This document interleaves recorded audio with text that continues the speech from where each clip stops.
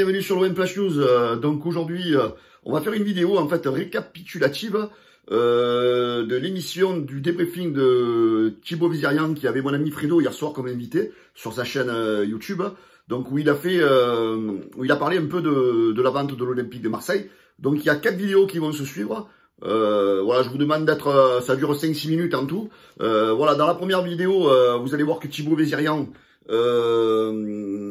parle de la vente de l'OM et du futur mercato hivernal en disant les Saoudiens. Donc ça prouve bien que pour lui, il est encore dans ses bottes. Les Saoudiens sont bien à l'Olympique de Marseille. Donc voilà, donc je vous laisse regarder cette première vidéo, les gars.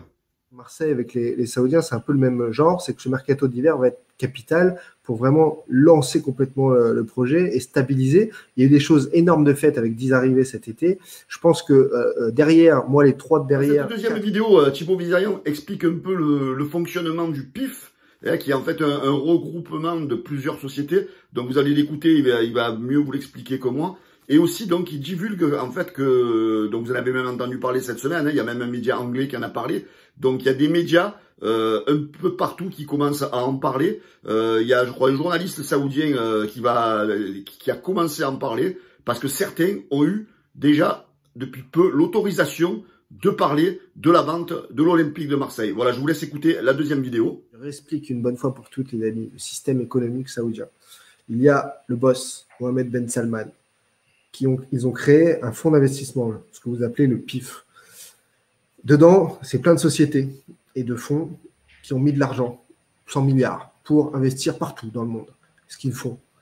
Et donc, en fait, la réalité, c'est qu'ils communiquent aujourd'hui dans beaucoup d'investissements autour du PIF, mais il n'est pas étonnant, il faut vérifier, mais parce qu'il faut foncer sur les feuilles, les dossiers économiques, administratifs, mais KHC, sûr, a mis de l'argent aussi dans le PIF. Donc, en fait, c'est une histoire comptable, tout ça. Comme je vous l'ai dit depuis longtemps, et vous verrez quand ce sera officialisé, puisqu'ils préparent le terrain médiatique à base de gens qui tweetent désormais depuis l'étranger, qui diffusent des infos, comme ce Alatef, là, Atef Naas, c'est un journaliste freelance qui s'occupe aussi de la presse pour le royaume, pour Mohamed Ben Salman, donc très proche du pouvoir, qui a tweeté autour de l'OM, qui n'arrête pas d'en parler. Donc ce monsieur, ça y est, a reçu, on peut le dire, l'autorisation d'en parler. Ça peut gêner au niveau de Marseille, au niveau de ceux qui ont leur timing d'officialisation, mais c'est la réalité, ça prépare le terrain. Donc quand certains me disent « Ah, mais c'est PIF ou KHC », KHC menait les négociations, comme j'ai dit, signé.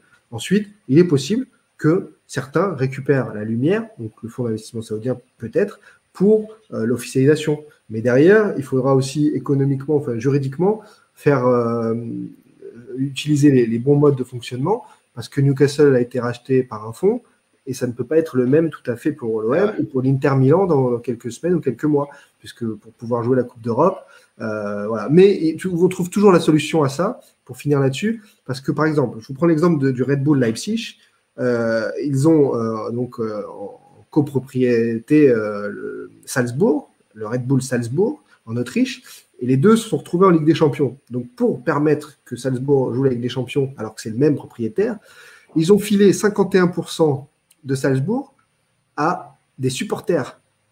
Alors tout le monde a dit, ah bah voilà, ok, donc c'est plus Red Bull. Sauf que les 51% appartiennent à des supporters qui sont en fait des salariés de Red Bull.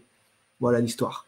Donc en fait, ils ont offert individuellement le club à des gens qui, en réalité, appartiennent à Red Bull. Voilà. Bon, et ben il y a toujours des montages possibles. Donc peu importe l'officialisation du fonds, de KHC, de qui vous voulez, la réalité, c'est que l'OM a changé de pavillon et vous le verrez.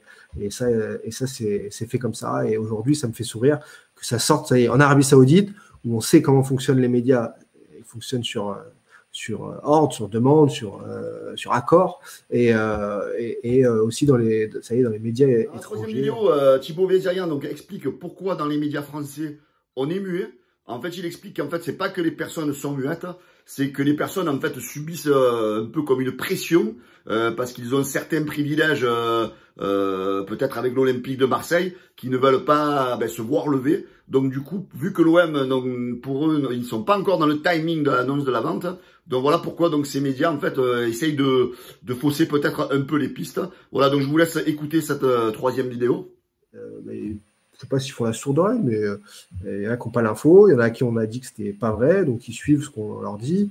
Je vous ai toujours expliqué, hein, quand c'est un rapport de force, quand un club vous dit, par exemple, vous n'aurez plus d'accréditation, plus d'interview, vous pouvez plus travailler avec nous parce que vous sortez pas les infos correctes ou qui vont dans le sens du club, eh ben, vous vous pliez, et c'est normal.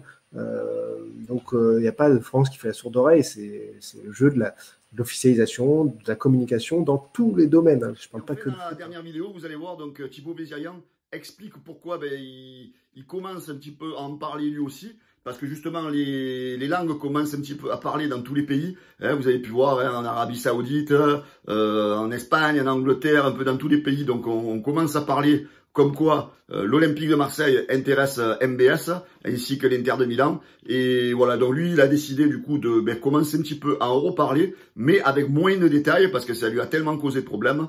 Voilà, donc comme vous le voyez, il est toujours droit dans ses bottes. Pour lui, la vente a eu lieu, ou elle est faite, ou elle va se terminer. Mais pour lui, l'Olympique de Marseille est bien sous pavillon. Je vais discuter avec vous, mais au moins en privé. Donc là, si j'en parle publiquement, c'est parce qu'en effet, les médias étrangers en parlent publiquement, Italie, Angleterre, Arabie Saoudite. Donc si eux, ils en parlent, moi, j'ai le droit d'en parler. Bien sûr. Et c'est juste ça. Donc par transparence, je vous en reparle. Mais je ne redis pas tous les détails que j'ai sortis qui m'ont créé ces problèmes. Je ne rentre pas à nouveau dans ce que je peux savoir récemment, parce que c'est bon, j'en ai assez fait, mais soyez tranquille, c'est tout. Et moi, je le redis très clairement encore une fois, si on ne m'avait pas traité de menteur, si on n'avait pas essayé de me salir, comme ils l'ont fait, si on m'avait juste appelé en disant « t'as été loin, calmos, reviens plus tard quand nous on sera prêts », moi je suis clean, je suis pro, et d'ailleurs c'est pour ça qu'ils ont cherché des casseroles, ils n'en ont pas trouvé. Mais le fait d'avoir voulu me salir, j'ai dit ok, bon bah on rentre là-dedans, et moi je peux pas lâcher, c'est pas possible. Je veux pas qu'on me salisse comme ça. Donc c'est juste ça l'histoire. Donc moi je suis serein, je suis tranquille, et j'attends avec mes pop-corn voilà, ce qui va se passer. Voilà les amis, donc j'espère que cette petite vidéo vous a un petit peu éclairé où en était la vente de l'Olympique de Marseille. C'est vrai que depuis quelques jours on en entend reparler depuis que Newcastle a été racheté. Donc voilà, on espère que cette vidéo vous a un petit peu éclairé et que Thibaut Bézirian vous a redonné espoir pour ceux qui y croyaient plus trop. Et après, pour ceux qui n'y croient pas ou qui malheureusement parlent mal de Thibaut Bézirian, je pense que dans quelques temps, il va falloir un petit peu tous vous excuser. Voilà les amis, ciao, bonne journée à tous, bye bye.